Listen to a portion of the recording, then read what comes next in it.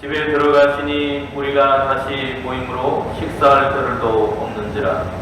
예수의 친족들이 듣고 그를 붙들러 나오니 이는 그가 미쳤다 하미더라. 예루살렘에서 내려온 서기관들은 그가 바알세불이 집혔다 하며 또 귀신의 왕을 힘입어 귀신을 쫓아낸다 하니 예수께서 그들을 불러다가 비유로 말씀하시되 사탄이 어찌 사탄을 쫓아낼 수 있느냐. 또 만일 나라가 스스로 분쟁하면 그 나라가 설 수 없고 만일 집이 스스로 분쟁하면 그 집이 설 수 없고 만일 사탄이 자기를 거슬러 일어나 분쟁하면 설 수 없고 망하느니라. 사람이 먼저 강한 자를 결박하지 않고는 그 강한 자의 집에 들어가 세간을 강탈하지 못하리니 결박한 후에야 그 집을 강탈하리라. 내가 진실로 너희에게 이르노니 사람의 모든 죄와 모든 모독하는 일은 사하심을 얻되 누구든지 성령을 모독하는 자는 영원히 사하심을 얻지 못하고 영원한 죄가 되느니라 하시니 이는 그들이 말하기를 더러운 귀신이 들렸다 하매더라. 그때 예수의 어머니와 동생들이 와서 밖에 서서 사람을 보내어 예수를 부르니 우리가 예수를 불러 앉았다가 여짜오되 보소서 당신의 어머니와 동생들과 너희들이 밖에서 찾나이다.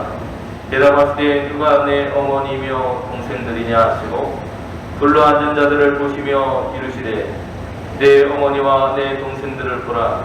누구든지 하나님의 뜻대로 행하는 자가 내 형제요 자매요 어머니이니라. 아멘. 오늘은 주연절 5번째 주일입니다. 그리고 총회에서 제정한 해외 선교 주일이기도 합니다. 복음서는 예수님께서 이 땅에 오셔서 행하신 일들을 기록하고 있습니다. 그것은 바로 하나님의 복음을 전하고 있는데 마태복음 4장 23절에 보면 이렇게 기록합니다.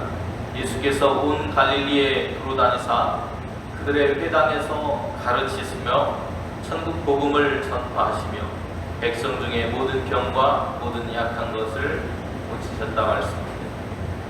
또 마가복음 16장 15절에서도 또 이르시되 너희는 온 천하에 다니며 만민에게 복음을 전파하라 이렇게 말씀하십니다. 예수님께서 또 4장 43절에 이렇게 말씀하시는데 누가복음 4장 43절에 예수께서 이르시되 내가 다른 동네들에서도 하나님의 나라 복음을 전하여야 하느니 나는 이 일을 위해 보내심을 받았노라 이렇게 선언을 하십니다. 한국교회는 지금부터 130여 년 전에 캄캄했던 어둠의 땅 조선의 복음을 들고 들어왔던 선교사들의 헌신과 그 희생 위에 세워진 교회라고 할 수 있습니다. 이제 세계 선교사의 유례가 없을 정도로 성장한 우리 한국교회는 반대로 많은 선교사들이 해외로 파송되고 있는 나라이기도 합니다. 그들의 희생과 헌신이 빛을 갚는 마음으로 부지런히 세계 선교에 최선의 노력을 다해야 하는 것입니다. 저희 교회도 직접 가지는 못하지만 그래서 해외에서 선교하고 계시는 선교사님 한 분을 후원하고 있습니다. 그것도 세계 선교라고 할 수 있겠죠. 우리가 갈 수 없기에 가 있는 분을 돕는 것, 그것도 역시 선교라고 할 수 있습니다. 왜 우리는 이런 선교라고 하는 일들을 감당할까요? 그것은 예수님께서 우리에게 그 사명을 주셨기 때문입니다. 예수님은 이 땅에 당신의 마음과 같은 마음을 가진 제자들과 함께 가시는 곳마다 하나님의 나라의 복음을 전하셨습니다. 그리고 사람들에게 가르치셨습니다.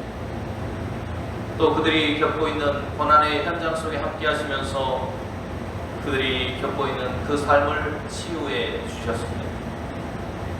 오늘도 예수님께서 나오는 수많은 사람들의 예수님 앞에 나오는 수많은 사람들의 아픔과 고통을 주님은 안타까워하고 계십니다. 그리고 긍휼히 여기시고 치유하시고 회복하고 계십니다. 오늘 본문 속에 예수님은 식사할 겨를도 없었다고 이야기합니다. 예수님 당시에 그 사회가 얼마나 어렵고 힘겹고 또 도움을 필요로 하는 수많은 영혼들이 주님을 통해 회복되고 있었다는 사실을 볼 수 있습니다. 세리와 죄인을 비롯해서 유대교의 지도자였던 니고데모 그리고 사마리아 여인을 포함한 백부장의 요청까지 예수님의 구원의 사역을 요청하는 사람들을 위해서 예수님은 장소를 불문하고 누구든지 그것이 어디든지 달려가셨습니다. 하지만 오늘 본문에 이러한 예수님의 구원의 사역과 상반되는 사람들도 있었다는 것입니다. 복음을 늘 기꺼워하고 좋아하는 사람들만 있는 것이 아니고 그것을 시기하고 질투하고 방해하는 이들도 있다는 것입니다. 그들은 예루살렘에서 내려온 서기관들이었습니다. 하나님의 복음을 모르는 사람들이 아니라 하나님의 말씀을 모르는 사람들이 아니라 오히려 더 아는 사람들, 가르치는 자들이었습니다. 유대교 서기관의 전체 의견을 대변하는 중앙에서 파견된 그런 사람들이라고 말할 수 있습니다. 예수님의 사역을 예의주시하던 그들이 내린 결론이 무엇일까? 예수님께 하시는 병자를 치유하고 귀신을 쫓아내는 축사의 그 일들을 서기관들은 그릇된 결론을 내리고 있다는 것입니다. 그들은 잠시 유대교의 역사를 바탕으로 그들에게 있었던 일들을 우리는 조금 살펴보아야 할 것 같습니다. 유대교의 정통신앙은 바벨론이라고 하는 나라에 의해서 나라를 빼앗긴 그 이후에 그 포로 생활과 그리고 다시 돌아오는 귀환 그리고 다시 이어지는 페르시아와 헬라문화 로마 제국에 이르기까지 절망적인 상황들을 거치면서 유대교의 정통신앙은 만들어졌습니다. 특히 알렉산더의 헬라 정책의 위기를 맞아서 안식일법, 정결례법, 할례 이와 같은 것들이 교리적으로 정립이 되기도 했습니다. 그리고 그것이 하나의 정통신앙이라고 하는 이름으로 자리를 잡기 시작한 것입니다. 이런 교리들은 만들어질 당시의 입장에서 보면 굉장히 중요한 역할을 했습니다. 왜냐하면 유대인과 유대교를 지탱해주는 가장 중추적인 역할을 했던 것이 바로 이 정통신앙이라고 하는 것입니다. 그런데 모든 것들이 오래되고 고이면 그것이 썩기 마련인 것 같습니다. 시간이 지나면서 그 본래의 장점들이 점점 화석화되기 시작합니다.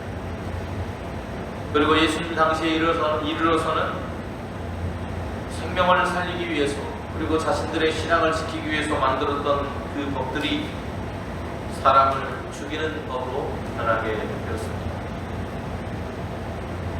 바로 그러한 교리들을 형식화된 교리들을 걷어내고 본래의 정신, 선교의 정신으로 돌아가려고 했던 것이 바로 예수님의 복음 운동이라고 말할 수 있습니다. 그런데 오늘 서기관들은 자신들의 기대와 바람과는 다르다고 예수님을 판단했던 것 같습니다. 예수님께서 하시는 일들은 귀신의 왕인 바알세부를 힘입은 것 아니고는 저렇게 할 수 없다고 판단합니다. 그것이 당시의 서기관들이 내렸던 공식적인 결론이었습니다. 자신들을 살릴 것이라고 믿고 굳게 지켜온 그 정통주의 신앙이 어느새 세상을 구하러 오신 예수님을 제대로 보지 못하도록 그들의 눈을 가리게 되었다는 것입니다. 예수님께서 서기관들에게 성령을 모독하는 사람의 경우에도 용서받을 수 없다고 말씀을 선언하십니다. 다시 말하면 그 서기관들이 하고 있는 그 일들이 하나님의 복음을 방해하고 하나님의 역사를 부인하는 일을 했기 때문에 성령이 하신 것을 거부하는 그들의 모습을 보시고 그것이 바로 성령 모독죄라고 말씀하고 계신 것입니다. 그들이 왜 예수님께서 귀신 들렸다고 생각했는지는 앞에서 말씀드린 정통주의라고 하는 것 때문입니다. 정통신앙은 문제될 것이 없습니다. 그런데 그 정통신앙을 문자 그대로 고수하려고 하면 정통주의에 빠지고 그 정통주의 신앙의 가장 큰 적이 될 수 있습니다. 정통주의에 빠지면 내 것만 옳다고 주장하기 시작합니다. 다른 것은 전부 그릇되다고 생각합니다. 당시의 서기관들은 그런 신앙을 가졌기에 예수님께서 그들이 아무리 율법과 선지자를 완성하러 오셨다라고 선언하셔도 하나님 아버지의 마음으로 옳고 선한 일을 하셔도 그들의 눈에 보기에는 전부 이단처럼 보였다는 것입니다. 이제 성령을 모독한 죄가 무엇인지 우리는 바라볼 수 있을 것 같습니다. 사람들을 정통주의로 만들어 놓은 오류, 모든 것들이 성령을 모독하는 죄인 것입니다. 예수님은 서기관과 바리새인들을 향해서 천국문을 가로막고 자기도 못 가고 남도 못 들어오게 한다면서 그들에게 저주를 퍼부으셨습니다. 바로 그 이유가 그것 때문입니다. 오늘 복음서에 이어지는 상황에서 자신들의 정통주의 실학으로 죄인을 만들어내는 그 서기관들의 입장과 예수님의 입장이 정면으로 부딪히고 있다는 것입니다. 예수님의 귀신의 왕인 바알세불을 쓰였고 미쳤다는 소문이 들렸던 것 같습니다. 복음을 증거하고 있는 예수님을 찾아온 사람들이 있었는데 제자들이 그들을 예수님께 소개합니다. 31절 말씀이 이렇게 말합니다. 그때 예수의 어머니와 동생들이 와서 밖에 서서 사람을 보내어 예수를 부릅니다. 왜 불렀을까요? 너 저는 정신 차리라고 불렀습니다. 너 소문이 좋지 않다고, 귀신 들려가지고 귀신의 왕을 힘입어서 그렇다고 예수님을 책망하기 위해 그들이 모였다는 겁니다. 그런데 예수님은 그것이 하나님의 뜻이 아니라고 말하고 있는 겁니다. 예수님에 대한 이런 유대인들의 악소문은 예수님의 가족들에게까지 영향을 주어서 그들의 생각까지도 예수님이 미쳤다고 생각하고 이제 예수님을 강제로 집으로 데려가려고 예수님을 찾아왔던 것입니다. 가족들이 예수님을 찾아왔을 때 사람들이 너무나 많이 있었고 예수님 가까이에 접근할 수 없을 정도로 예수님의 사역이 급하고 바빴다는 사실을 우리는 알 수 있습니다. 이 예수님께서 자신에게 연락 온 사람을 통해서 답변을 합니다. 그리고 이 대답은 예수님의 가족을 포함한 그곳에서 예수님과 함께한 사람들, 그리고 이 말씀을 읽는 오늘 우리에게 동시에 전달하고 있습니다. 오늘 35절 말씀입니다. 누구든지 하나님의 뜻대로 행하는 자가 내 형제요, 자매요, 어머니. 오늘 우리의 삶의 우선순위, 그것은 우리의 뜻이 아니라 하나님의 뜻을 행하는 것입니다.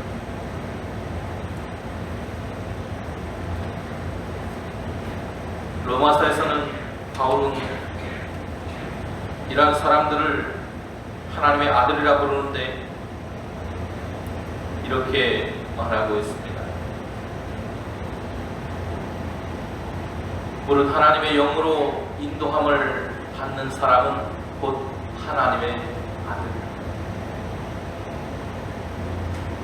오늘 우리가 하나님의 영으로 성령의 인도하심을 따라서 살아가고 있다면, 그리고 교회가 그 길을 함께 걸어가고 있다면 오늘 우리는 하나님의 아들이요 자녀인 것입니다.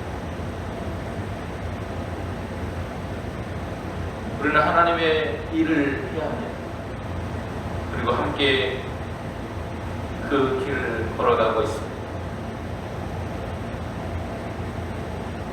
우리의 가장 최고의 가치, 그것은 인종이나 계급이나 신분이나 빈부나 남녀나 이념이나 지역이나 나라, 그 어떤 것과도 상관없이 하나님의 뜻을 믿고 우리가 배운 대로 하나님께서 우리에게 명령하신 대로 그 길을 걸어가는 것입니다. 하나님의 뜻대로 행하는 것이 무엇인지 우리는 묻지 않을 수 없습니다. 그 해답은 예수님의 말씀을 뒤집어 보면 알 수 있습니다. 하나님의 뜻대로 행한다라고 하는 것은